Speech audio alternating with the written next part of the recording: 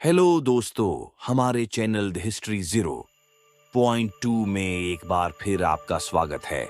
आज आपको बताने वाले हैं दो देशों के सीमा के बीच सबसे प्राचीन विद्यापीठ शारदा पीठ के इतिहास के बारे में। तो बने रहिए इस वीडियो में। कहते हैं यदि धरती पर कहीं स्वर्ग है तो वह केवल कश्मीर में है। कश्मीर अपनी प्राकृतिक सुंदरता के साथ साथ अपनी सांस्कृतिक विरासत के लिए भी जाना जाता है। लेकिन इतिहास के पन्नों को पलटकर देखेंगे तो आपको यहाँ से झुर्री कई ऐसी बातें पता चलेगी जिनके बारे में शायद ही आपने किसी से सुना हो। आज हम यहाँ के ऐसे ही पवित्र धार्मिक स्थल के बारे में बताने जा रहे हैं जो कि कश्मीरी पंडितों की आस्था का प्रतीक है और आज पूरी तरह से खंडहर में तब्दील हो चुका है। पाकिस्तान के कब्जे वाले कश्मीर में यूं तो कई मंदिर हैं, लेकिन इन सभी में से एक ऐसा प्राचीन मंदिर है जो करीब 5000 वर्ष पुराना है। यह प्रमुख शक्तिपीठों में से एक। हालांकि अब यह एक खंडहर में तब्दील हो चुका है, लेकिन आज भी कश्मीरी पंडितों के मन में इसे लेकर दर्द छलकता है। आइए जानते हैं इस प्राचीन मंदिर के बारे में विस्तार से। शारदा पीठ मंदिर एक प्राचीन मंदिर और पीओके में स्थित एक महत्वपूर्ण सांस्कृतिक स्थल है। यह 18 शक्तिपीठों में से एक माना जाता है। इसकी काफी मान्यता है।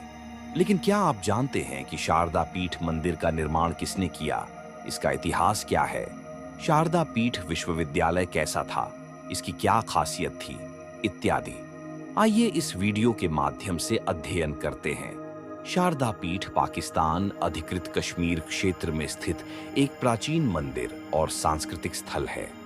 ऐसा कहा जाता है कि यह पीठ कश्मीरी पंडितों के लिए 3 प्रसिद्ध पवित्र स्थलों में से एक है। अन्य अनंतनाग में मार्तंड सूर्य मंदिर और अमरनाथ मंदिर हैं। यह मंदिर लगभग 5000 वर्ष पुराना मंदिर है और इसको लेकर कई मान्यताएं हैं। ऐसा कहा जाता है कि सम्राट अशोक के शासनकाल के दौरान शारदा पीठ की स्थापना 237 ईसा पूर्व में हुई थी। साथ ही आपको बता दें कि विद्या की अधिष्ठात्री हिंदू देवी को समर्पित यह मंदिर अध्ययन का एक प्राचीन केंद्र था। पौराणिक कथाओं के मुताबिक सती के भस्म होने के बाद जब भगवान शिव उनका अधजला शरीर लेकर तांडव कर रहे थे तो उनका दाहिना हाथ यहीं हिमालय पर्वत पर आकर गिरा था। कुछ मान्यताओं के अनुसार इस मंदिर का निर्माण पहली शताब्दी के प्रारंभ में कुषाणों के शासन के दौरान हुआ था और कुछ के अनुसार बौद्धों की शारदा क्षेत्र में काफी भागीदारी थी।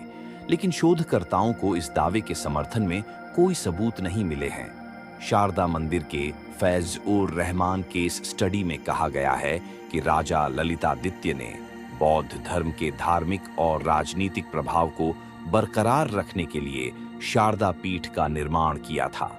इस दावे का समर्थन किया जाता है क्योंकि ललितादित्य बड़े पैमाने पर मंदिरों के निर्माण करने के लिए जाने जाते थे और इसमें वे माहिर थे। शारदा पीठ मुजफ्फराबाद से लगभग 140 किलोमीटर और कुपवाड़ा से भी लगभग 30 किलोमीटर दूरी पर पाकिस्तान अधिकृत कश्मीर पीओके में नियंत्रण रेखा एलओसी के पास नीलम नदी के तट पर स्थित है। कुछ प्राचीन वृत्तांतों के अनुसार मंदिर की ऊंचाई 142 फीट और चौड़ाई 9 फीट है। मंदिर की बाहरी दीवारें 6 फीट चौड़ी और 11 फीट लंबी हैं। वृत्तखंड 8 फीट की ऊंचाई के हैं, लेकिन अब अधिकतर ढांचा क्षतिग्रस्त हो चुका है। शारदा पीठ का अर्थ है शारदा की भूमि या गद्दी या जगह, जो हिंदू देवी सरस्वती का कश्मीरी नाम है।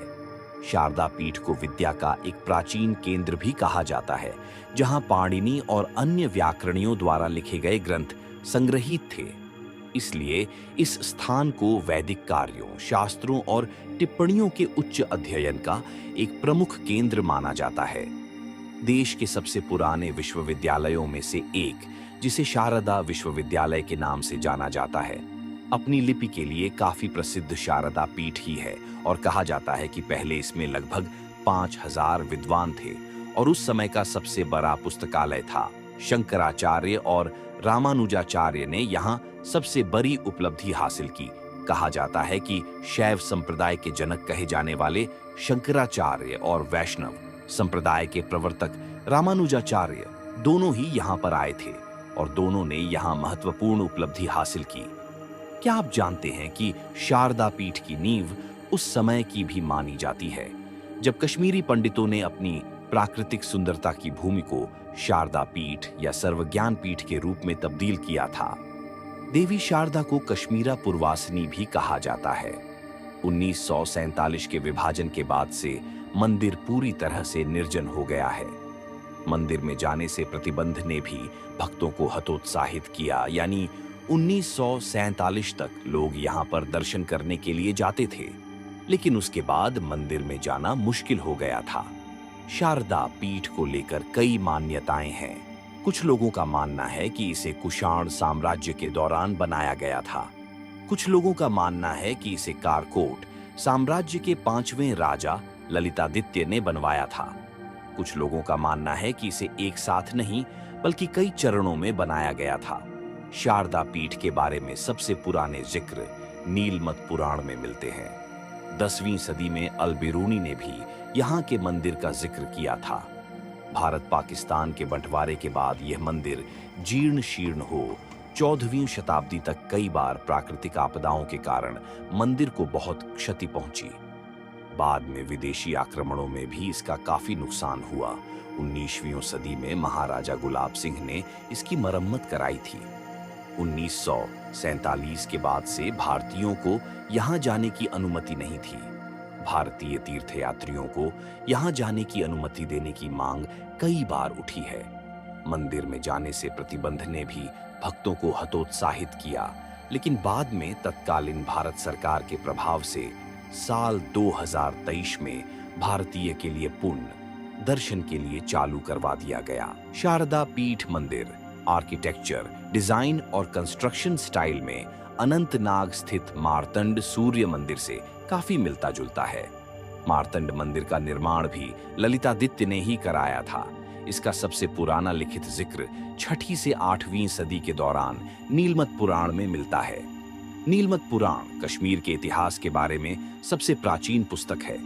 11वीं सदी में कश्मीरी कवि बिल्हण ने शारदा पीठ के अध्यात्म और शिक्षा की अहमियत के बारे में लिखा था।